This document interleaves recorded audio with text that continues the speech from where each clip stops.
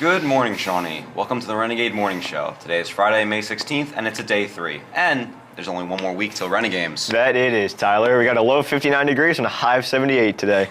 I'm James. And I'm Tyler. First on the agenda, Kai has another animation review. Cool. What show is it? I think it's Adventure Time. Let's roll the clip. Adventure Time is a show that aired on Cartoon Network from April 5th, 2010 to September 3rd, 2018. The show was originally created by Pendleton Ward, but for seasons 6 through 10, it was run by Adam Muno. The show centers around Finn the human and Jake the dog, going on wacky adventures in the land of Ooh. The show starts off less serious, and mostly focusing on the characters' wacky hijinks. But as the show goes on, it becomes more serious. One of the earliest examples in the show is the Lich. Most silly cartoon villains are silly, but the Lich is different. His goal is to eradicate all life on Earth, and everywhere. He is the last remaining Scholar of Gold, the embodiment of chaos.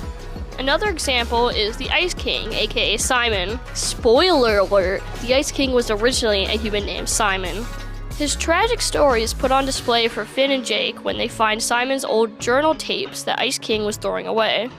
Overall, Adventure Time manages to be silly and serious at the same time. Adventure Time was one of the most popular shows on Cartoon Network, so it even had books, video games, and even more series such as Fiona and Cake and Distant Lands. It is one of my favorite cartoons of all time, and I give it a deserved 10 out of 10. This is Kai the artist. And David, signing off.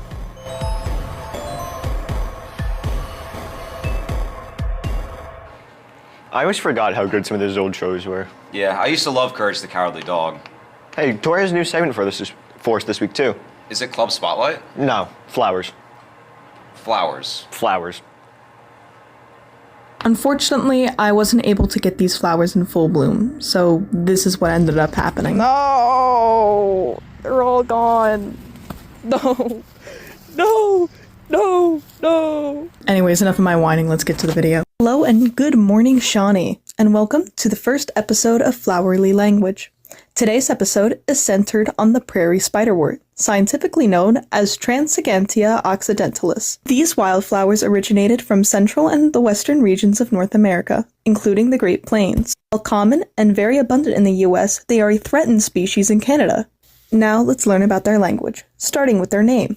These plants are part of the genus Transgigantea. These plants are known for their succulent-like stems and small three-petaled flowers that can be white, pink, purple, or blue, and for their ability to just get all up over the place. Most species reaching to about 30 to 60 centimeters long, roughly less than 2 feet at the highest and 1 foot at the smallest. Now that we know about their name, let's learn about their meaning. Plants were used for medicinal purposes by the Native Americans, used to treat spider bites, and were also used as paint. Spiderwort flowers, specifically those with a blue hue, are often associated with tranquility, trust, and discernment. They can also mean healthy communication and boundary setting.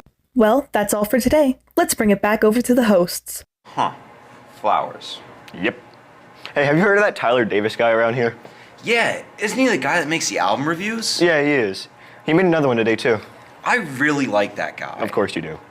Hey everyone, and welcome back to Davis Discography, the show where I take your album recommendations, listen to them, and give them a rating of 1 to 5 stars. Today we're diving into When We Were Friends, the debut album from the Backseat Lovers, a raw, emotional, and undeniable catchy indie rock breakout that still hits just as hard years after its release. This album feels like a representation of childhood memories and good times with friends. From the explosive energy of Kilby Girl that reflects rebellion and the initial feelings of freedom that teenagers experience, to the quiet ache in Watch Your Mouth, where it is able to capture youth in all its messy glory, heartbreak, freedom, confusion, and fleeting emotions that can shape a young person's decisions. What stands out most is the band's chemistry. The guitar work is gritty but melodic, and Joshua Harmon's vocals, part scream and part sigh, carry a sense of urgency that makes every lyric feel personal. Songs like Pool House and Dugout showcase a band unafraid to shift dynamics and experiment while still staying grounded in emotion. It's not a perfect album. Some transitions feel a little abrupt, but that almost adds to its charm.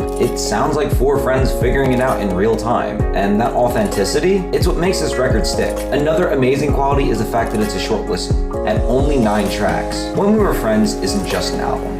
It's a memory. It's a picture of our best memories with our friends and family, and also teaches us to cherish those moments with those people, as they may be leaving sooner than expected. I'm going to give When We Were Friends a solid 4 stars. If you have any album recommendations you would like to send me, please email me at 231-226@lrstudents.org. That's all from me, and now, back to you, hosts. That was pretty good, I will say that. Agreed. Well, that's all for today. Tune in every Monday through Thursday for the Shawnee Wake Up and every Friday for the Renegade Morning Show. I'm Tyler. And I'm James. Have a great day, Shawnee.